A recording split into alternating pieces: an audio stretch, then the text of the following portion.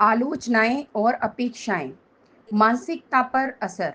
जब स्त्री को स्वीकार नहीं सुधारने की दृष्टि मिलती है, स्त्री का मन फूल की तरह है। उसे खिलने के लिए सम्मान, स्वीकृति और स्नेह की आवश्यकता होती है, लेकिन वास्तविकता में उसे अधिकतर मिलता है टिप्पणियां, ताने और क्या करना चाहिए की लंबी सूचियां। समाज, परिवार और यहाँ तक कि प्रेम संबंधों में भी स्त्री को उसके स्वाभाविक रूप में नहीं स्वीकारा जाता, बल्कि हर समय उसे किसी आदर्श छवि में ढालने की कोशिश की जाती है। यही कारण है कि उसे बार बार यह संदेश मिलता है, तुम जैसी हो वैसी नहीं चलोगी। और यही वाक्य उसकी आत्मा में पहला घाव कर देता है। यह आलोचना उसकी यात्रा की शुरुआत से ही शुरू हो जाती है। बचपन में उसे कहा जाता है, लड़कियां ऐसे नहीं हंसती, ऐसे नहीं बोलती, ऐसे कपड़े नहीं पहनती। धीरे धीरे वह हर कदम पर दूसरों की निगाहों से खुद को देखने लगती है और वैसा बनने की कोशिश करती है जैसा समाज चाहता है, ना कि जैसा वह सचमुच है।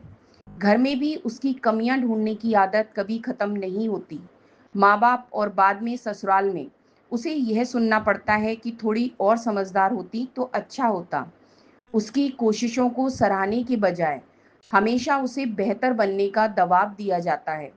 समाज की अपेक्षाएं भी अंतहीन और एकतरफा होती हैं। जब वह बेटी है तो उम्मीद की जाती है कि वह समझदार हो, पत्नी बने तो पूरी तरह समर्पित हो, माँ बने तो त्याग की मूर्ति बन जाए। किसी भी भूमिका में गलती की गुंजाइश नहीं दी जाती। यह निरंतर दबाव उसकी आत्म छवि को धीरे धीरे कुचल देता है। और जब वह थक जाती है तब भी उससे यह नहीं पूछा जाता कि तुम कैसी हो, बल्कि कहा जाता है अब ये भी कर लो, तुम्हारा ही तो घर है। धीरे धीरे वह अपने अस्तित्व से नहीं बल्कि कर्तव्यों से अपनी पहचान बनाने लगती है। इन निरंतर आलोचनाओं और अपेक्षाओं का असर उसके भीतर गहराई तक जाता है। सबसे पहले पैदा होता है आत्मसंदेह। वह सोचने लगती है, शायद गलती मुझ में ही है, शायद मैं ही सही नहीं हूँ। धीरे धीरे वह अपनी ही नजरों में खुद को अधूरा और कमजोर मानने लगती है। इसके साथ ही उसमें आत्म अभिव्यक्ति का डर भी घर करने लगता है। वह खुलकर बोलना बंद कर देती है, यहाँ तक कि हंसते हुए भी खुद को जज करती है। धीरे धीरे उसका असली स्वभाव धुंधला पड़ जाता है और वह अपने ही भीतर खो जाती है। लेकिन यह चक्र बदला जा सकता है। पुरुष और परिवार इस प्रक्रिया में अहम भूमिका निभा सकते हैं। जब कोई स्त्री से कहता है तुमने यह बहुत सुंदर किया, तो उसकी ऊर्जा खिल उठती है। उसे बदलने की नहीं बल्कि सुनने और समझने की जरूरत होती है।